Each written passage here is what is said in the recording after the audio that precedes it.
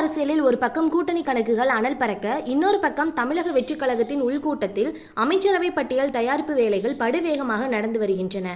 பனையூர் வட்டாரத்தில் விசாரித்த போது கிடைத்த தகவல்கள் அனைத்தும் பகீரகம். ஆட்சி அமைப்பதற்கான ஆலோசனைகள் ஒருபுறம் நடந்தாலும் முதல்வர் நாற்காலியில் அமரப்போகும் விஜய் மிக முக்கியமான ஒரு முடிவை எடுத்திருப்பதாக சொல்லப்படுகிறது. பொதுவாக முதல்வர் வசம் உள்துறை இருப்பது வழக்கம். ஆனால் விஜய் ஒருபடி மேலே போய் நிதி அமைச்சகத்தையும் தன் நேரடி கட்டுப்பாட்டிலேயே வைத்துக் கொள்ள திட்டமிட்டிருக்கிறாராம். மாநிலத்தின் வரவு செலவு கணக்குகளில் எந்தவிதமான கரையும் படிந்துவிடக்கூடாது என்பதில் விஜய் கராராக இருப்பதாக தெரிகிறது. அமைச்சரவை ரேஸில் பல பெயர்கள் அடிபட்டாலும் சில இடங்கள் இப்போதே ரிசர்வ் செய்யப்பட்டு விட்டன என்கிறார்கள் விவரம் அறிந்தவர்கள்.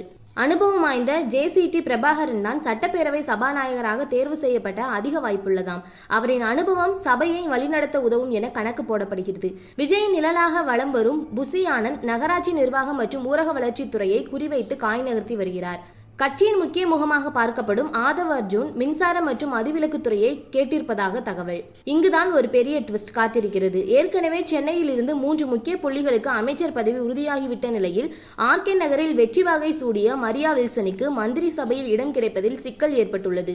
ஒரே மாவட்டத்தில் பலருக்கு பதவி கொடுத்தால் மற்ற மாவட்ட நிர்வாகிகள் அதிருப்தி அடைவார்கள் என்பதுதான் தலைமை முன்வைக்கும் வாதம்.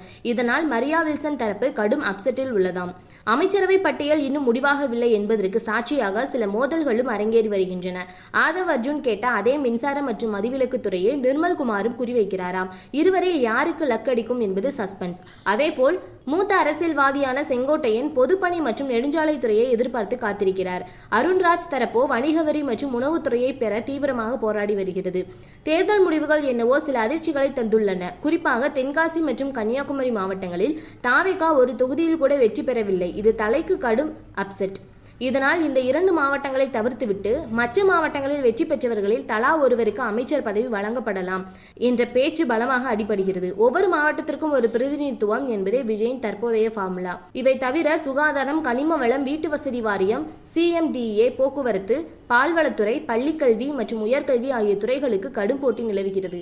ஒவ்வொரு துறைக்கும் குறைந்தது 4 பேராவது முட்டி மோதுகிறார்கள். கடைசி நேரத்தில் யாருக்கு அதிர்ஷ்டம் அடிக்கும்? யாரை கலற்றிவிடப் போகிறார் விஜய்? கோட்டை வட்டாரத்தின் அடுத்தடுத்த நகர்வுகள் தமிழக அரசியலில் பெரும் எதிர்பார்ப்பை ஏற்படுத்தியுள்ளன. பொறுத்திருந்து பார்ப்போம். ஓகே ஃப்ரெண்ட்ஸ், இதை பற்றி நீங்கள் என்ன நினைக்கிறீங்க அப்படிங்கிறது மறக்காம கமெண்ட்ல சொல்லிடுங்க. நம்ம சேனலை லைக் பண்ணி, ஷேர் பண்ணி, சப்ஸ்கிரைப் பண்ணிக்கோங்க. தொடர்ந்து வீடியோ வாட்ச் பண்ணுங்க. தேங்க்யூ.